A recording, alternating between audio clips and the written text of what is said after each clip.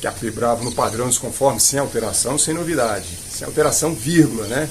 Com essa lua aí, um sol para cada um. O corpo está estalando, a tampa da chaleira está subindo. Possível, não?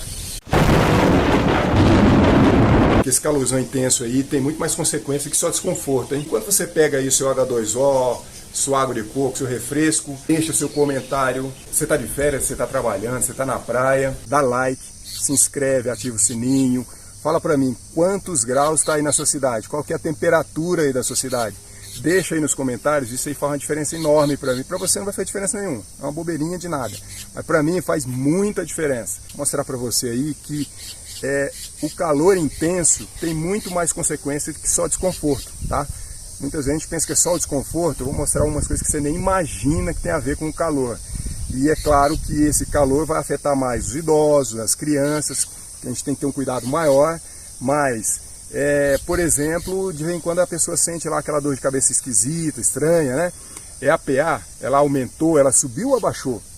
Pode subir, pode abaixar. Quando que ela vai subir?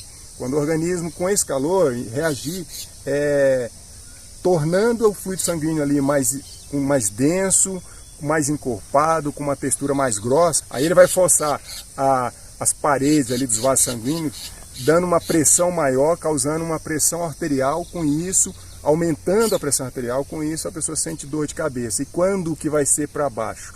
Quando ele, nesse mesmo vaso sanguíneo aí, ele dilatar esses vasos sanguíneos, aumentando o calibre, o tamanho ali do vaso sanguíneo, então o fluido sanguíneo corre com mais facilidade e com isso você tem uma pressão mais baixa, geralmente vem lá uma sonolência, uma leseira, né? Um cansaço, uma fadiga e às vezes até uma tontura. Isso aí é a pressão baixa justamente pelo calor intenso. Nesse período mais quente aparece aquelas coceiras estranhas, né, no nosso corpo, naquelas partes mais úmidas, mais quentes. Por quê? Porque favoreceu a proliferação de fungos, né, micose, pessoas, né, que têm um problema respiratório, ambiente quente, com pouca ventilação. Nessa situação aí, a facilidade de ter um episódio de uma crise de asma, por exemplo, pode disparar uma crise de asma. Proteger um pouquinho aqui.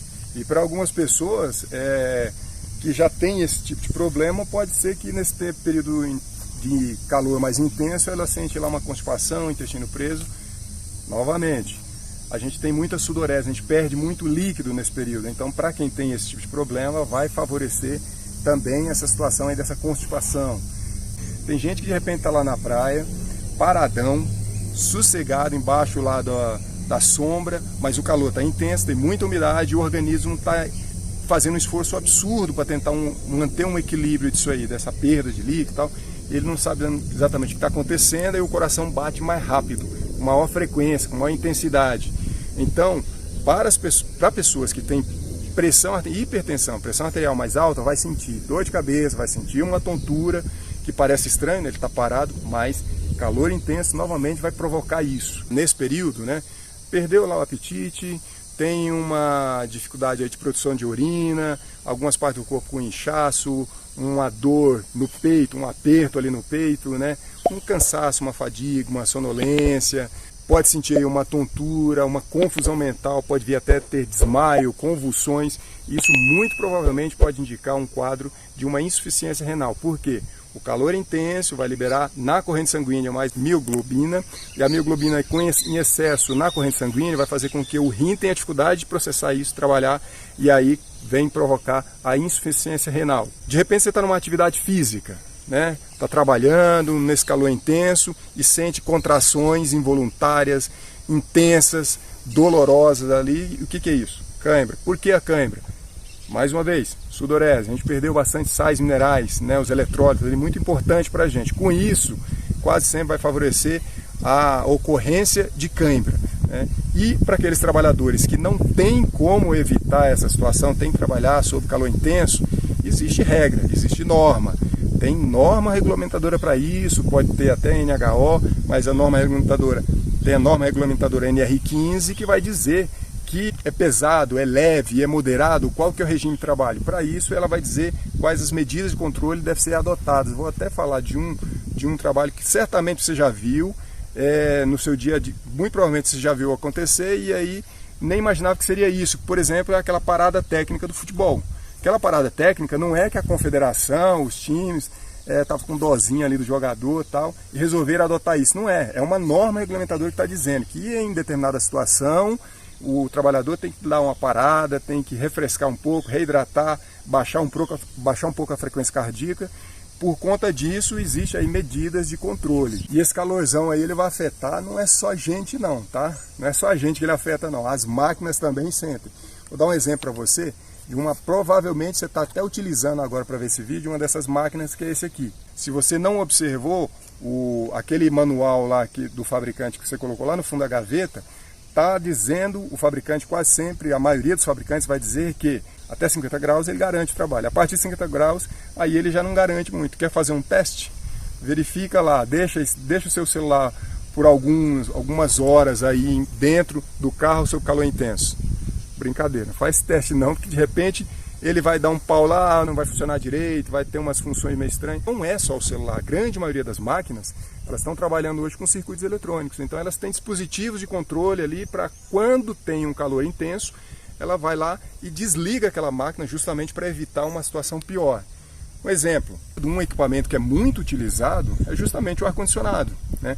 Aumenta-se a intensidade, a demanda, a necessidade, a potência ali. Então o que acontece? Por trabalhar mais, com maior intensidade, ele vai naquela demanda puxar mais. O que é isso? Ele vai aumentar ali, de certa forma, o ambiente já está muito quente, vai aumentar mais ainda aquela temperatura ali dos circuitos, a facilidade, a possibilidade de incêndio é muito grande. Você pode observar que muitos dos grandes incêndios aí, quase sempre, nesse período começou no sistema de ar-condicionado. Olha lá, dá uma olhada nessa forma, calor intenso, baixa umidade, sistema subdimensionado, material de procedência duvidosa, sem proteção contra incêndio, quase sempre o resultado disso é incêndio. Quase sempre.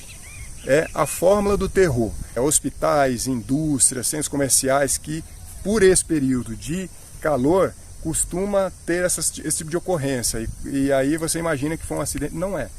Alguém seguiu à risca essa fórmula aí, e aí, acabou o pacote do terror, o combo da desgraça aí? Ainda não. Lembra, nesse período, muito comum a ocorrência de incêndios florestais, né? Se tiver um calor intenso, baixa umidade, o incêndio vai ignorar completamente, ele não quer nem saber quem é que é o governante, que partido que é, não interessa para ele, ele vai queimar do mesmo jeito. Vamos lá, Grécia, Portugal, Espanha, Estados Unidos e até mesmo Brasil, independente de quem está lá no governo, a maioria das vezes vai acontecer essa situação de incêndios florestais que vai favorecer a ocorrência e dificulta, acelera, aumenta a propagação e dificulta o combate. Não sei se você lembra quando você esteve lá no litoral, você foi para casa, tentou um banho, quando abriu o chuveiro e saiu só aquele chorinho, né? Então, essa ocorrência aí que antigamente era só na alta temporada no litoral já tem acontecido também em grandes cidades. Por que será isso, hein? Será que o sistema está preparado? Lá no litoral se justifica, né? Uma cidadezinha com 120, 130 mil habitantes, de repente, num dado período do ano, recebe 400, 500 mil pessoas. Então o sistema tem dificuldade, entra em colapso, não consegue atender todo mundo ao mesmo tempo. Aí, nos grandes centros agora, já está ocorrendo isso também, justamente nesses picos, nessas ondas de calor excessivo, que o sistema tem uma demanda muito grande, uma quantidade muito grande de pessoas usando água, então precisando de água ali. Usando ao mesmo tempo, será que o sistema vai atender? Para a gente, para as pessoas, o que eu poderia fazer para evitar algumas dessas consequências? Evitar aquela alimentação mais gordurosa, com excesso de açúcar e sal, drogas lícitas ou ilícitas, não precisar nem falar, né? Tem aquele mito que fala que, num calorzão desse eu vou tomar umas para ficar legal. Não sei disso não. Usar roupas leves, usar proteção, né? Proteção solar, proteção para os olhos, procurar sombra, evitar atividades muito intensas, sob sol, calor intenso. E água, bastante água. Mas quanto de água que eu devo tomar? 2 litros, né, Viana? Não sei se é 2 litros. Quanto que você pesa? Você pesa 60 quilos, você pesa 110, 120 quilos. Não é para aquela pessoa de 60 é igual para o de 100. Então, você pega o seu peso, multiplica por 35. Essa é a quantidade de água que você deve beber todo dia. E lembrando que os medicamentos, a grande parte dos laboratórios vão dizer que medicamentos têm que ser mantido em até 25 graus. Aquelas situações de calor muito intenso, procurar manter os medicamentos até 25 graus. E decidir o que fazer é tão importante quanto decidir o que não fazer. Valeu, obrigado e até o próximo vídeo.